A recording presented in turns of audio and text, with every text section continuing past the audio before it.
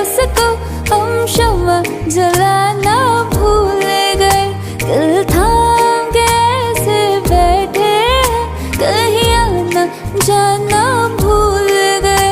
अब आध पहर ना घूमे, वो चंचल मुखड़ा रहता है। मेरे सामने वाली खिड़की में एक चांद का टुकड़ा रहता है। मेरे सामने वाली